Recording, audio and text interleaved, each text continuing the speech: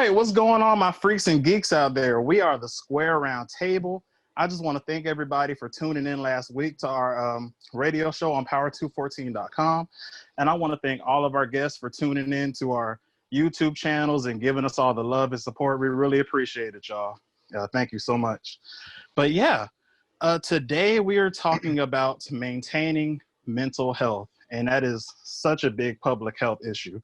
And I wanted to say, first and foremost, before we get started, for anybody out there dealing with mental illness or dealing with depression and you feel like you need help and you're scared to reach out to anyone, please at least call the National Suicide Prevention Lifeline. It's 1-800-273-8255.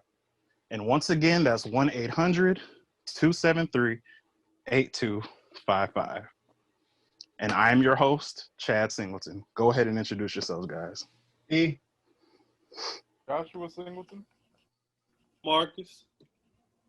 And today we have a very special guest, a friend of all of ours here at the Square Round Table, Miss Cristina Poklay. How are you doing, man? Hello, I'm doing really good. Thank you for having me.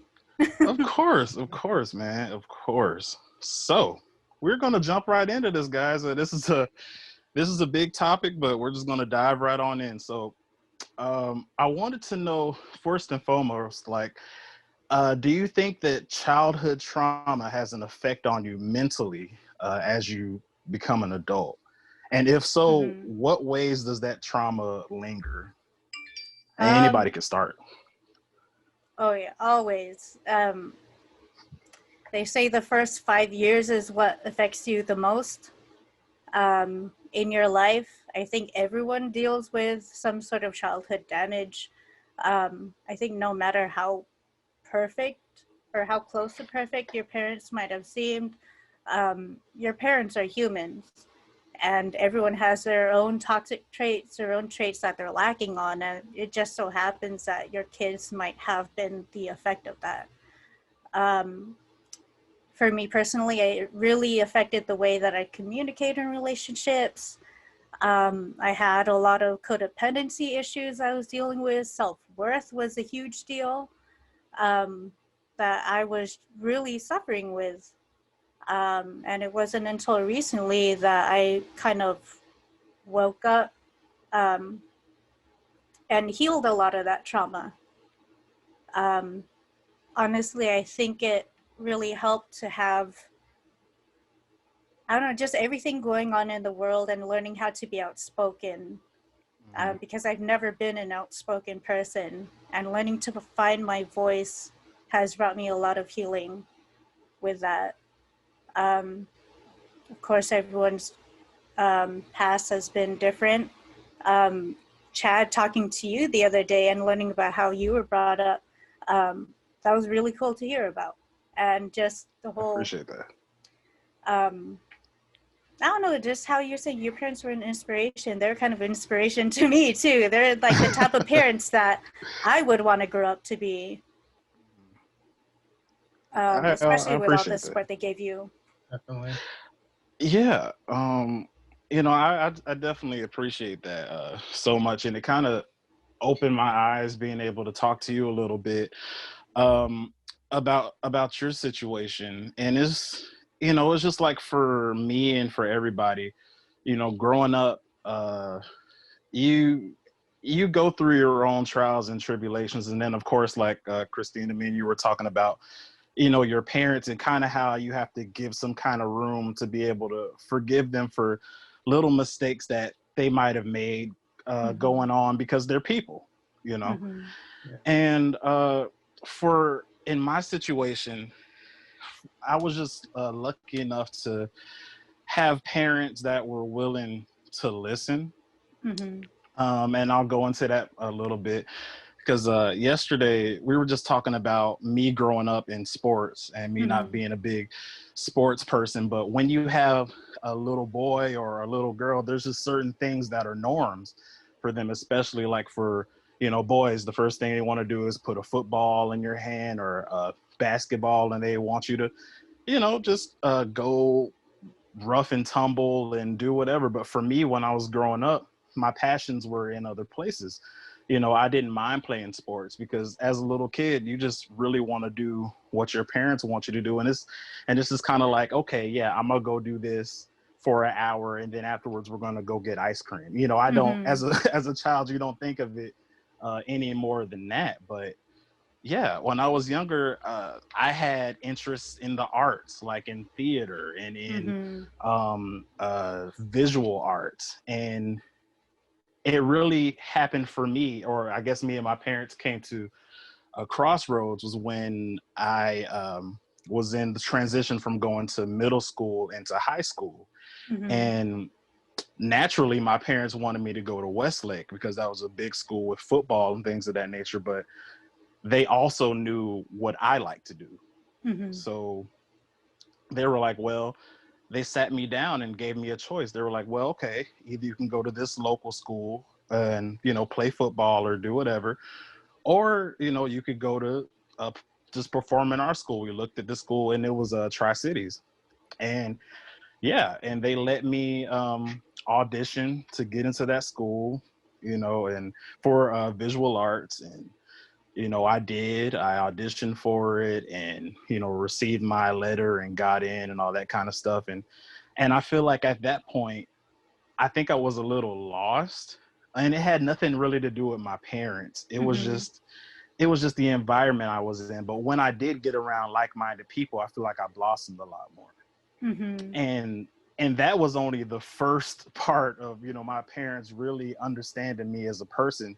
Because like I told you yesterday, and I don't think a lot of people know that, like I'm big on anime conventions. My father took, and Joshua, you know about that, my father took us to our first anime convention, and he was there with us, and he didn't mind experiencing stuff that we were into, even though it might not have been something that he would have done by himself, but that meant the world to me and my brother, just to know that we were completely supported by our parents.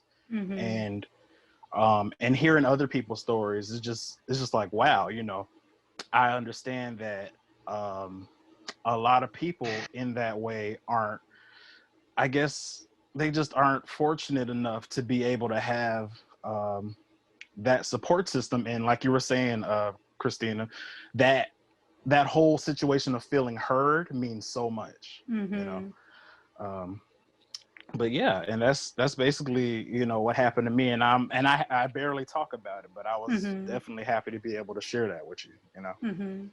Yeah, to really, I'm sorry. No, you're good. Go ahead. To really reflect on that, I don't think I can really hold that against my parents. I mean, my parents are immigrants. They came from the Philippines. They, from the stories that they told me about, their growing up, I mean, it's obvious that they did better than their parents. And I mean, they still love their parents. They realized that they did their best. And I had to realize that my parents had to do their best. And they just so happened, just were not given these tools. I think that's a common immigrant parent upbringing. Because, once you move to the States, all you're really doing is working. You don't have time to raise your kids because you need to put a roof over their head, food in their stomach, make sure that they're going to school. They don't have time to really sit down and talk to you and learn about you.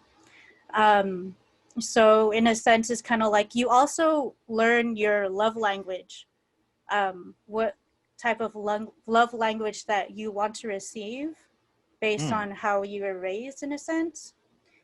Because my parents, for them telling me that they love me is, hey, like, is there something I can do for you? Is there something wrong with your car? Have you eaten yet? And, to me as a young kid, I'm just like, stop nagging me. Like, I don't like doing that. Or I already told you I was going to do it. But that it's really funny because I actually find myself doing the same thing. I'm just like, oh, shit. But yeah, no, just space for forgiveness and to really reflect on realizing that sometimes your parents aren't equipped with certain tools that you needed growing up. Right. And hopefully finding the strength to build that relationship that you want with your parents, which is something that we talked even more with like DM. Like you, Demetrius, you were telling me how you related a lot to my story, and just the idea or the feeling of not being heard by your parents it hurts a lot. Yeah. And it manifests in certain ways. Definitely.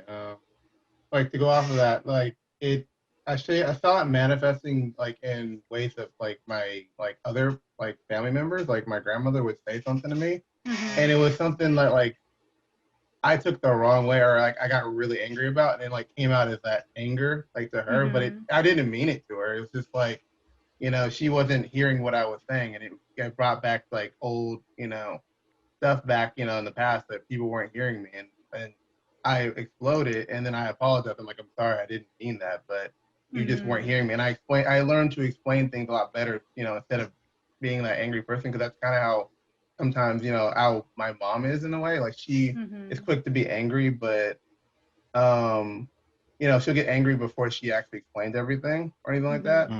And so I try to be calm, and I try to like explain things and not get angry, you know, unless you're not hearing me, and then it kind of comes back. But I've been working on just being able to explain myself and why I'm feeling this way, and why, you know, what they're doing is not helping the situation, and what I really want. Because, you know, being angry is something that I learned from, or seeing that kind of anger or that kind of flare up is something I observed from my mom a lot. And I didn't know that it was a part of me until, you know, I did that, you know, towards my grandmother, and I was like, oh no, that's not the way I want things to be. Like, I don't want that to be the way I react to certain things. So, and it's always our loved ones that we end up hurting too. Yeah. Which is the sucky part. Exactly. So Man, I'm always trying to like, that feeling of hurting. Yeah, it doesn't feel good.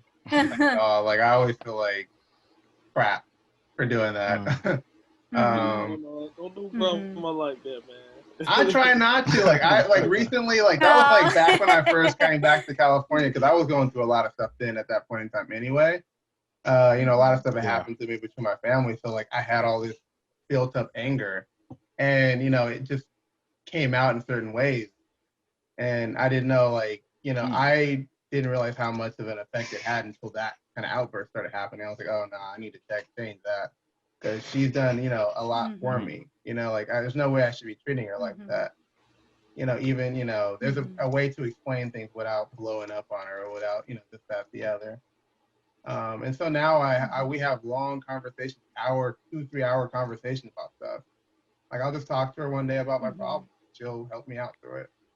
And she'll talk to me about her stuff. Man, that's so nice. You know, help her out too. Yeah. Like we're each other's counselors That's really cool. in that situation. So like it's, you know, changed. But that's kind of the way I want it to be with my, you know, my mom eventually, where we can kind of come to each other and express things like that.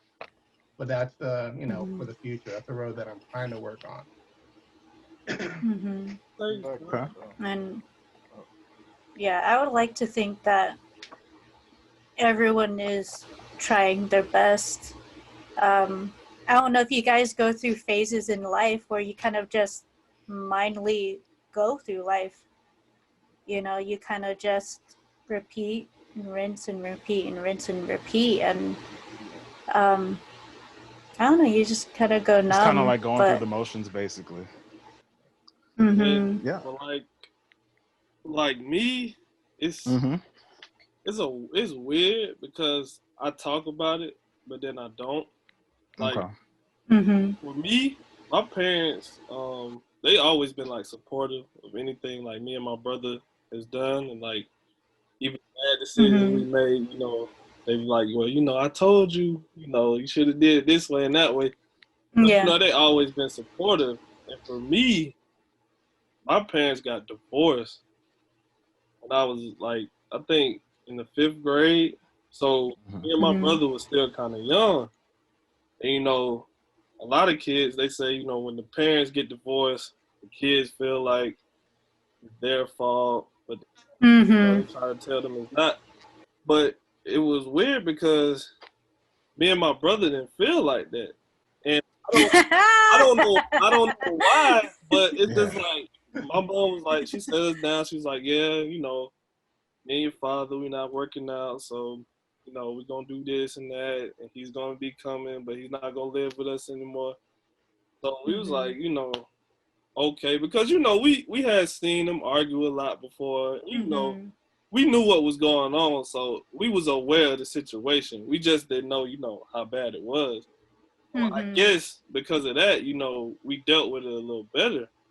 And plus, me and my brother are real close, so we was like, you know, long as we got each other, we good, you know, let them handle their situation. But as far as like what Chad said, for me, my mother has always been the one who's been more supportive of like actually what I want to do, because you know, she'll listen to me and she'll try to help me figure out like where I want to go with it, like as far as like going to college, what I wanted to do. She might not go like to the stuff with me, but she'll look it up and see what days it's on, or how much something is, or if I need this to get there. You know, she does stuff like that because she's not into it. And neither one of my parents were like really big on like comic books, anime, or all that kind of stuff. So I had that. I kind of went through that, you know, phase kind of by myself, because my brother, he wasn't into it like that either. And my dad's thing was like sports.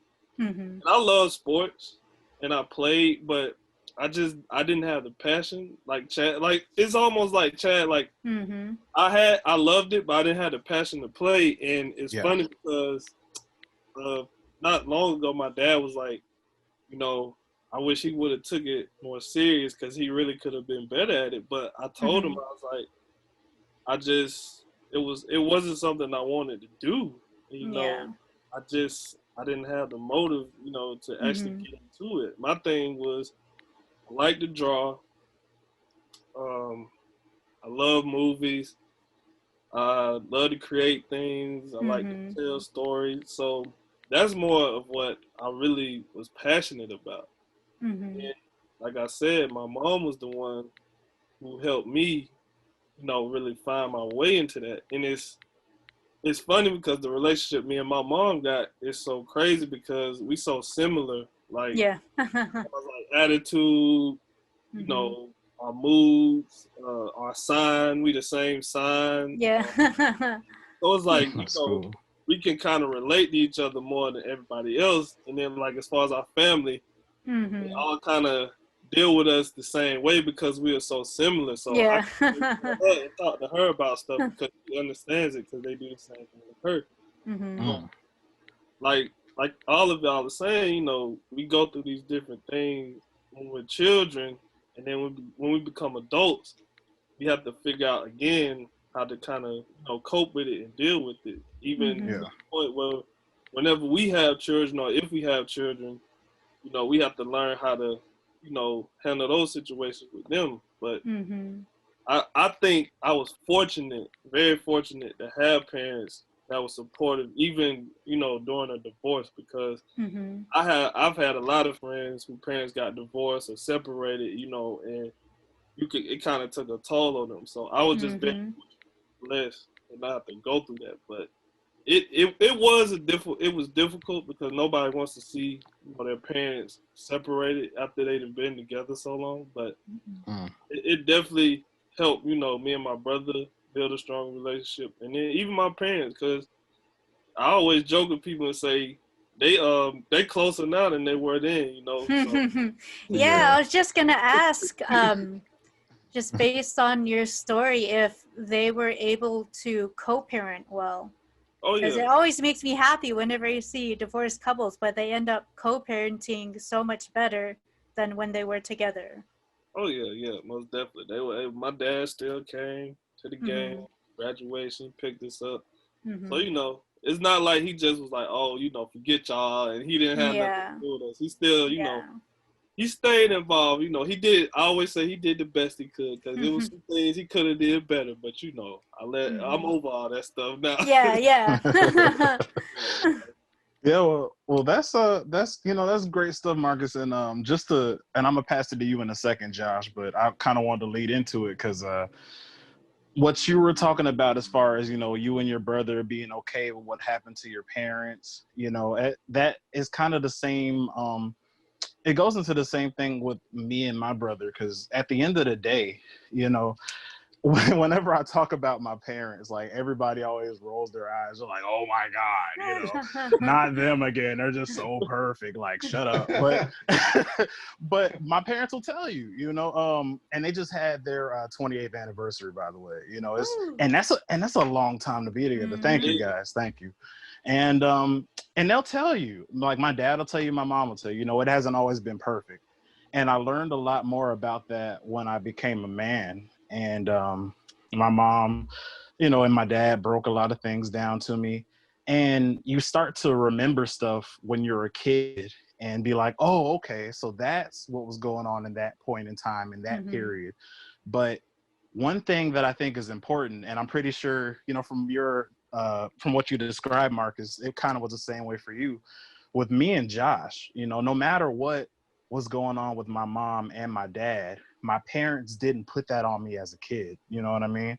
Like my dad is my superhero. Like he's always been Superman to me. And even when I was a little kid, no matter what was going on, my mom was just like, oh yeah, your dad, he's the greatest. He's the greatest guy in the world. He doesn't break a law. He doesn't do anything. He eats all his vegetables. He's this, he's that. He's the guy you want to be.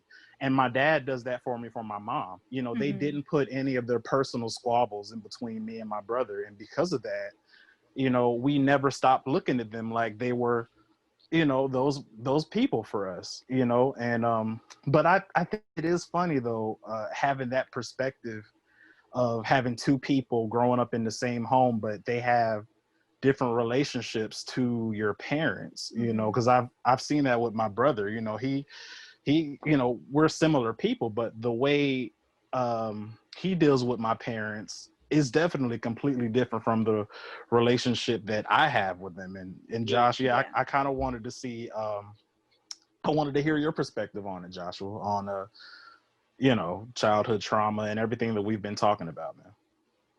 Well, about like childhood trauma and stuff and whatnot, I pretty much, mom and dad, they're really great parents, and like you said, Chad, they're like my superheroes. Yeah. But the thing I did when I was a kid, and what I do now, kind of, is I like to make my own problems, because just because for no particular reason, like it's kind of like imposter syndrome, because I like to draw.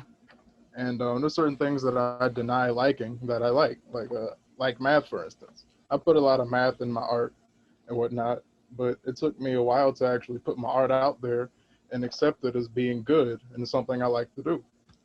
And as of recent, I only felt comfortable with letting people see it on a broader scale, like social media and whatnot. And pretty much. As far as like more on imposter syndrome, what I did when I was in high school is when I was in high school, I tried to mimic other people's voices because I didn't like my own voice, and I tried to act like fictional characters. And I think that was pretty weird, but I never really did like myself when I was younger, so I pretended to be like other people in my head, and I never liked to look in mirrors. Because how I think I look in my head, or how I think I sound like in my head, isn't how I look actually. Yeah, so I can understand that. So kind of putting my art out there and taking pictures on the internet is a big milestone for me. That's good, man. It is. Yeah, it really is. I remember when I first met you, Josh. You was like, you was still kind of to yourself, and it's so cool to hear you say that, because you used to just show me your stuff. Like, you just come up to me and just be like, hey, man, look at what I did and all that. And I was like, I used to tell Chad, I was like, hey, Chad, guess what Josh showed me? Like, bragging. Yeah. He told me that. He's like, yeah, I don't really post stuff. And I used to be like, man, you should do that. You know, let people see what you're doing because, you know, that's a part of, you know, who you are and your personality. So yeah, that's really good, Josh. I'm proud of you doing that, man. Yeah, I'm proud of you too, big guy. Joshua, appreciate was your parents also kind of vocal about their support with that, or did you ever vocalize just your struggle with trying to be confident with your artwork with them? Well, I never vocalized my struggle with my self-image, but I always showed them my art and stuff. Like I would explain to them who I am and the things that I like to do, or the things that I like to, or like me liking math and whatnot. I put a lot of geometrical shapes and stuff into my art, and stuff like that. But I never really told them about like how I feel about myself in that particular aspect. But yeah, Is I've that always showed them my something art. that you're still struggling with, you think? No, I don't think so. I don't pretend to be like anyone else anymore. That's just something I did in high school. But yeah, it was something I struggled with for a while. So would you say that you feel comfortable being yourself now? Yeah, I think so. Because I instead of also one thing I did was I kind of have a I kind of go back to it every now and then with me trying to be something else or someone else, where I might not go by my actual name in certain things or in certain documents. Like for instance, in the podcast, in the earlier days of the podcast, I didn't go by my actual name. It was just stuff like that. I think that's definitely something that no matter how confident a person is, I think there's always those roadblocks that kind of stop us or make us second guess that, because I don't think I really deal with imposter syndrome because I've never been able to get to that point to be able to, I guess, succeed in something or like put myself in a position to where I created something. Just because I think an aspect of imposter syndrome that I have to deal with a lot is perfectionism.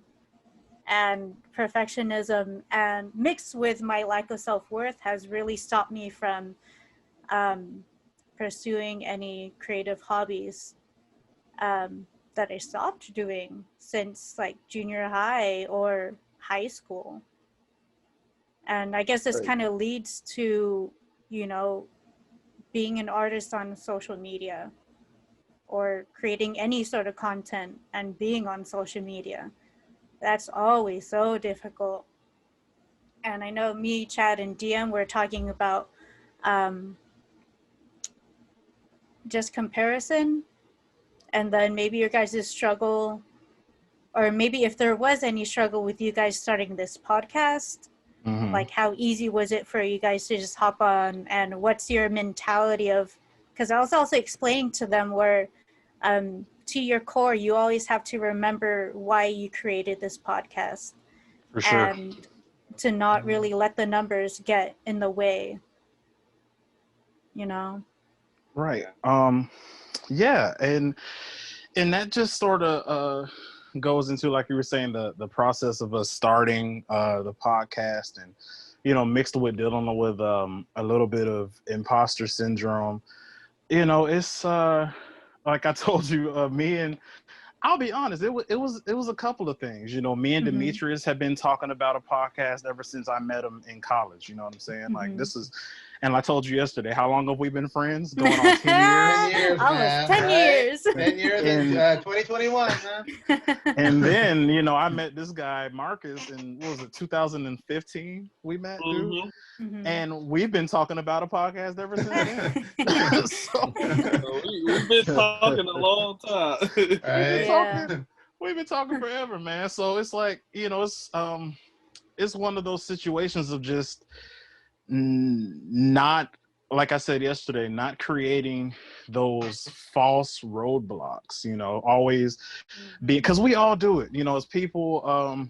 For me, you know, I do it all the time. I say, man, I love to do that if I just, or if this wasn't just, you know, if this, but those things, they're not tangible. They're not real. You know, it's something that we came up with, you know, in our head. And, you know, when we finally got the ball rolling, and Dmitri is, like I said, because that guy, you know, he's pretty much, he's the other part of it, you know, when he just pretty much kicked me in my butt and was like, hey bro, we're doing this. And I was just like, okay, you know. And then, you know, I got my brother, and, you know, we laid down the groundwork. And then even then, you know, we still had that missing piece. And then, you know, that's when I was just like, we had Marcus on. He was our first guest, you know. And it just kind of like symbiotically happened. And when we had that, you know, together, I was like, you know what, this feels right. This is exactly what it is, you know, like, and it worked out just like that. But yeah, Cristina, it was a process, man. Literally 9 years in the making. It was a process. It's just like, oh, sorry, I didn't mean to cut you off. No, go ahead. But no, my whole thing about starting this podcast wasn't like, you know, well, I'll do it, you know, maybe after I get out of school. It was just like, I don't think that I can be that kind of podcast person. I can be on that platform. It was just like, I don't think I'm that guy, you know. I don't think I'm the guy that can do that. And eventually I was just like, why not? And I just kind of like pushed that to the side, and that's when I came to Chad, because I was like, we've been trying this for a long time. Like, let's just try it and see what happens, man. And, you know, we don't know until we try. But for a long time, it was just self-doubt, and, you know, a lot of the things that, you know, I didn't think that we could be that kind of, or I could be that kind of guy and have a podcast and be on a platform like YouTube and on the radio, you know, radio and stuff like that. But, you know, things, you know, stepping out there has been one of the greatest things ever, you know, and I don't regret it. It's just a reminder of you're always stronger than you believe to be. I'm proud of you. Because that's also hard, because as a content creator, you really, I guess it depends on what type of person you are, because I've always kind of been someone that likes to go against the grain. And so I didn't like mainstream media stuff, but then you see, you know, mainstream media, it succeeds.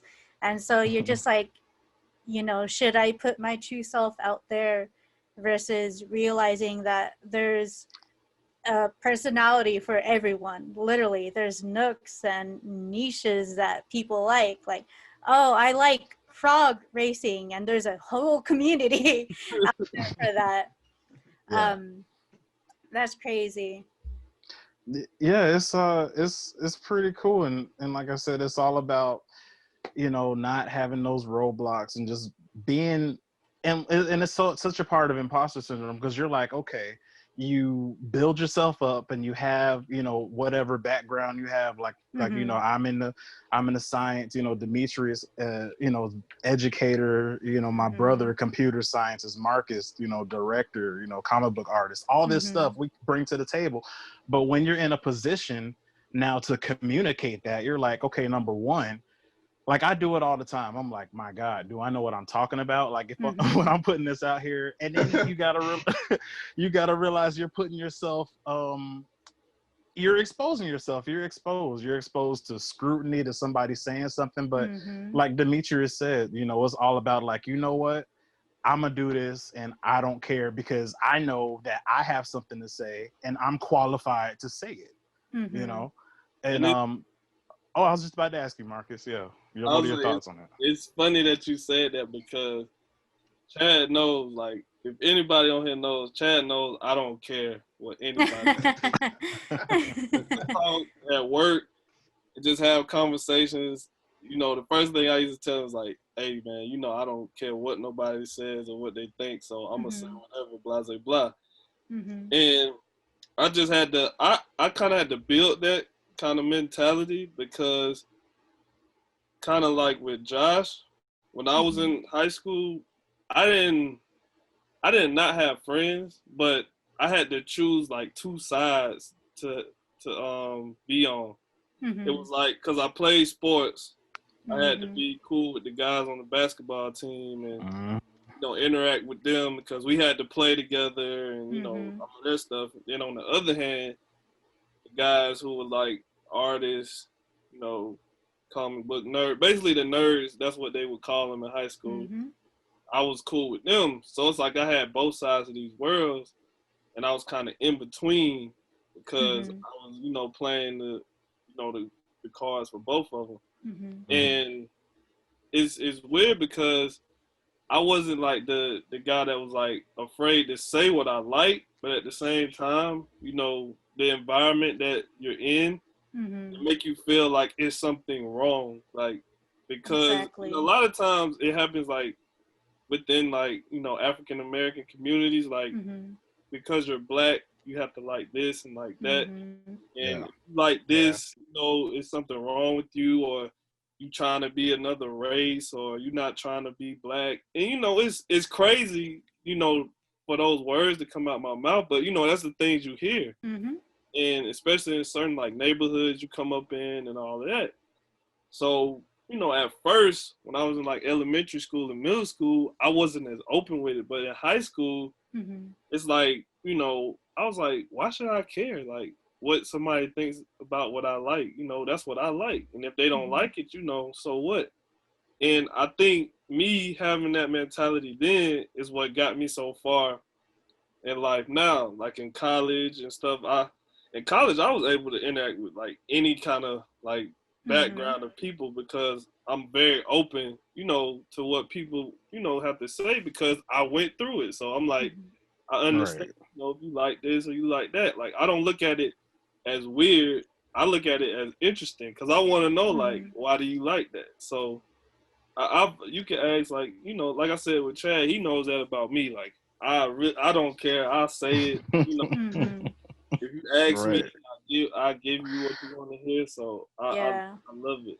But I think really wraps back to what Chad was saying earlier about these societal norms and expectations that we all have.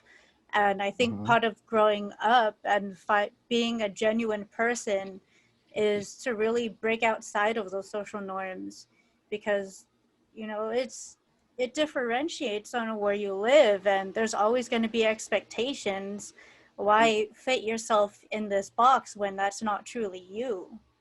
And so I always appreciate people who have various hobbies and likes.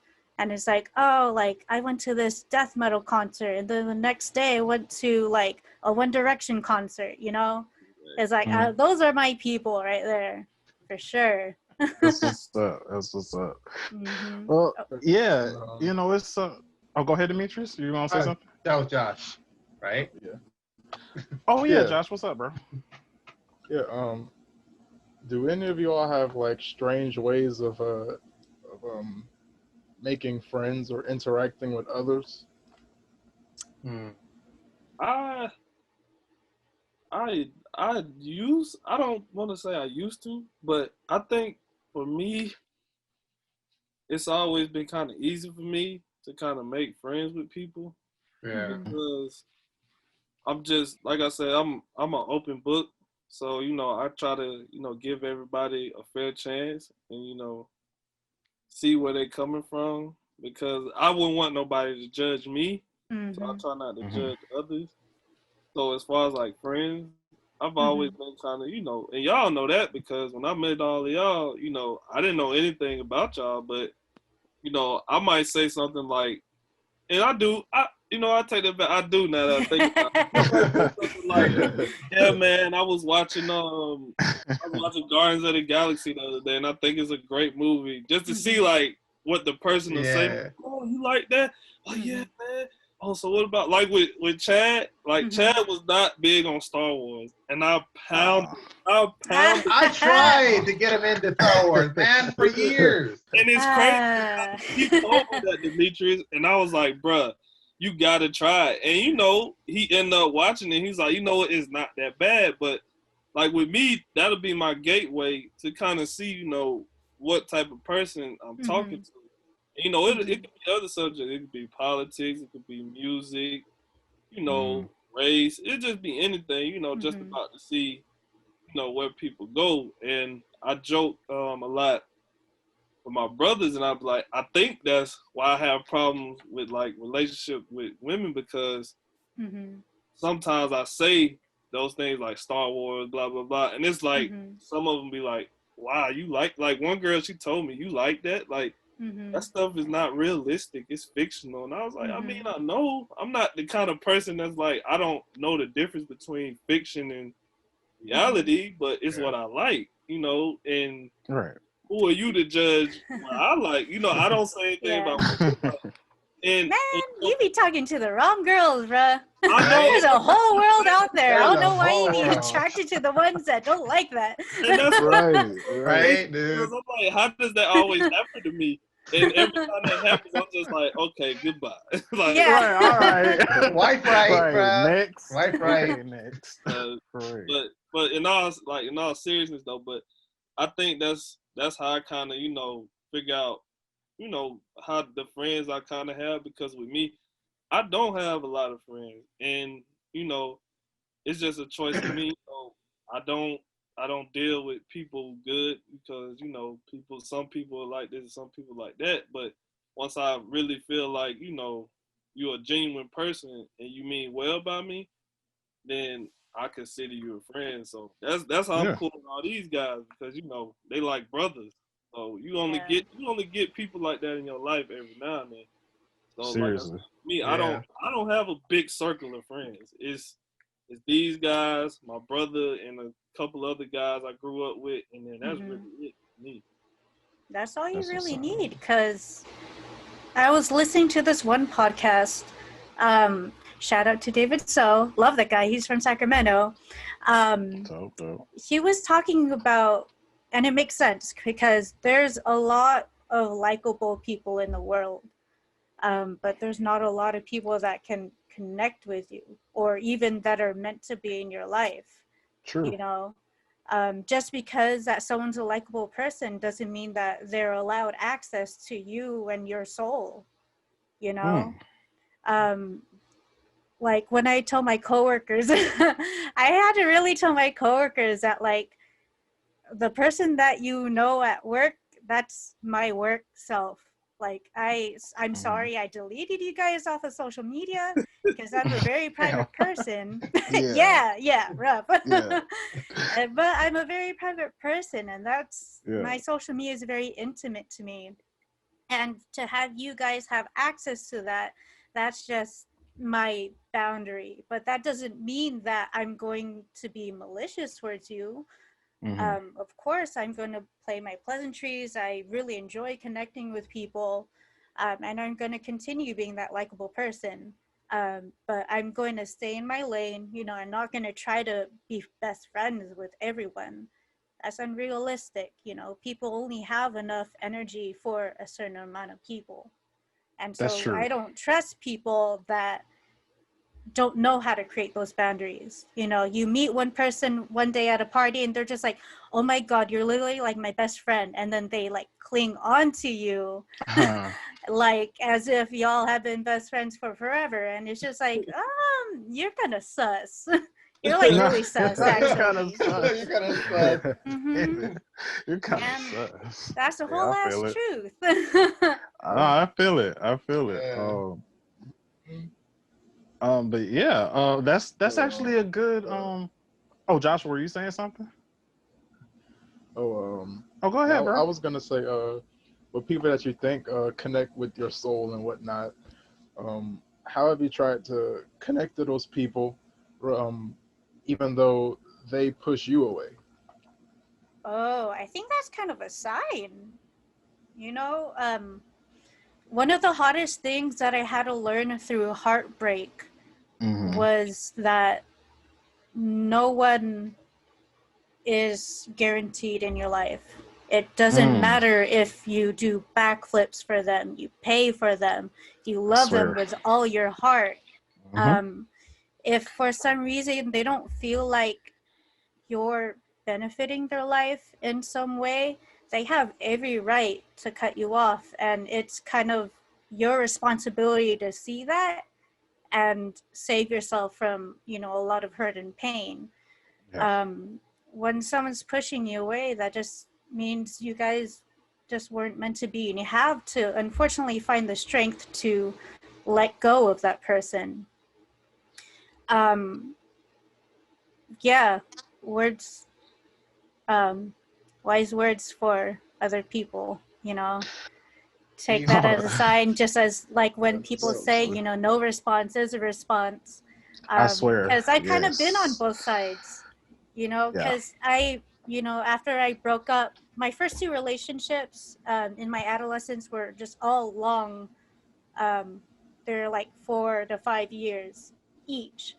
And I was the one that ended up breaking it off. And, you know, once they tried their best to try to, you know, make me reconsider. And there's nothing worse than having someone, you've made up your mind, and having someone tell you, no, you made a mistake.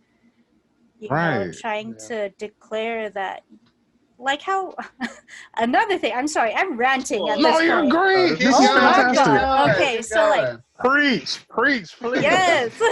What makes me really upset, and I have empathy for it, but I also only have so much patience for people who've been broken up with, who they have this whole mentality of like, oh, like, F this guy, you know, you're hyping up your best friend, or like, oh, you know, they weren't shit, you know, you deserve better, they didn't deserve you, blah, blah, blah. It's like, how are you to decide this person's life path? This is true.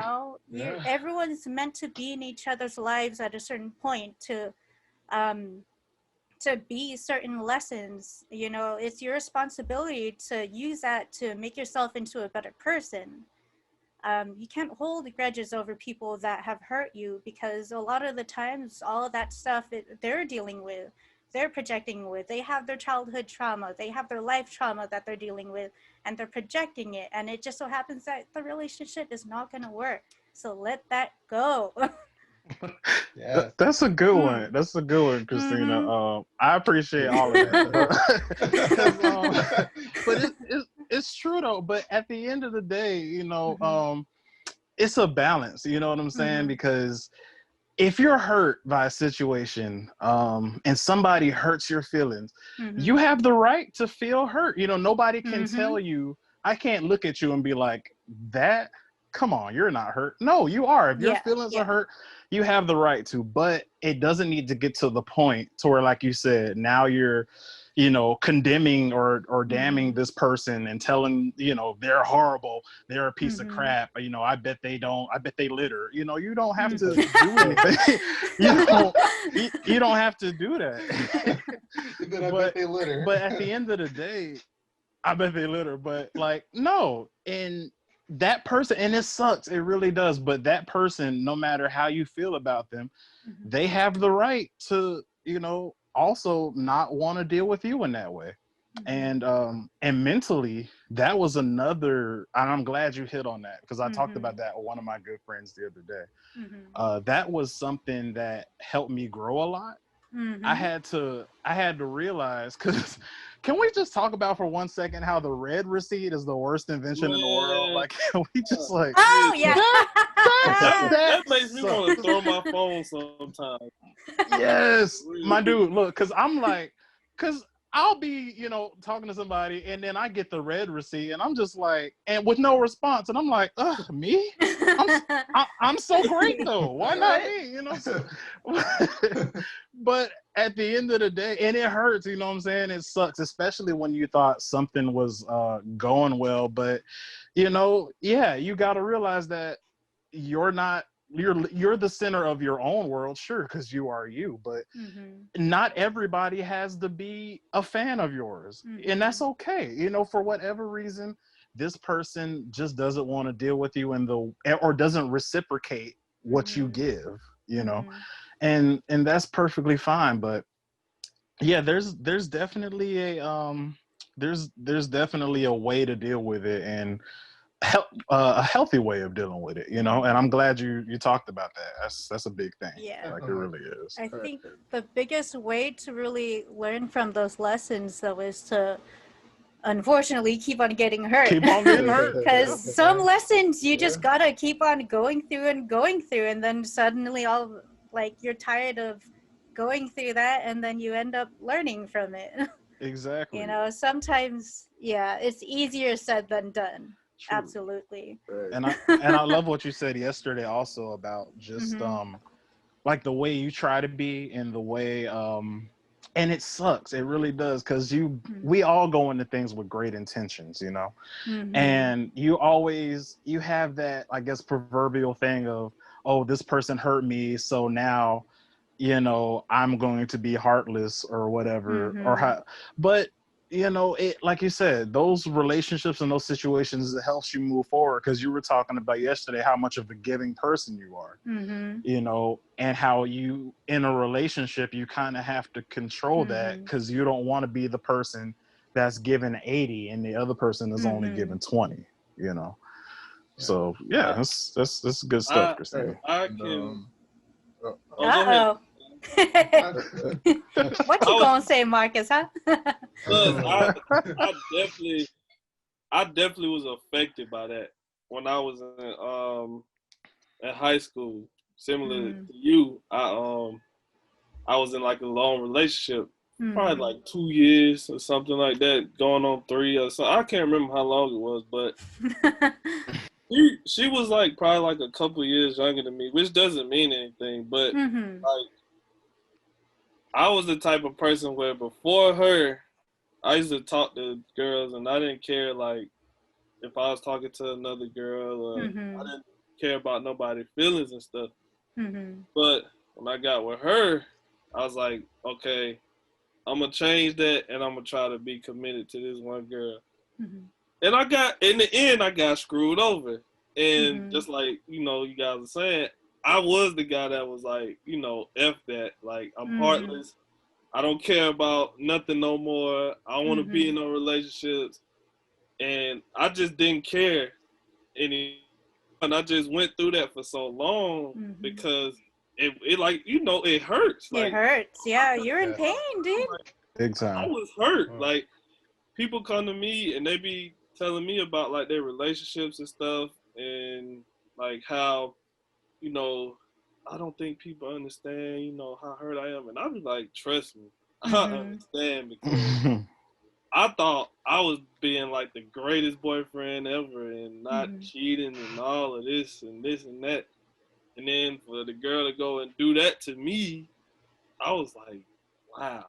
Like, you know, that's like punch in the face. It took me a while, and it's still kind of, I'm still working on it, but it took me a while to like open up, you know, like to girls and kind of try to be in like a kind of like talking stage or anything like that, because, you know, I never dealt with that, and it was hard to cope with it at the time because I was still young. I was like, when we ended the relationship, I was like 20, 21. So I was still kind of, you know, in that stage of, you know, figuring out stuff. But it's definitely hard. Like, you go through so many emotions. And then with me, like, I had these days where some days I don't want to talk about nothing. And, you know, I might appear to people and be happy and stuff, but like, you know, I'll be having like my day where I don't feel like talking about stuff and all that. And I just try to, you know, brush it off. But, you know, it's amazing because people always come to me about their problems, and they feel like, you know, they can talk to me about stuff, and which I don't have a problem with, because like I said, you know, I'm very open to people. But it's funny that they always come to me, and I'll be like, well, if they only knew yeah that I'd be going through it, they wouldn't even talk to me. But I guess because I go through that stuff, you know, I can understand, you know, what people are going through, and I try to cope with them. And then a lot of times it helps me, you know, deal with my situations better.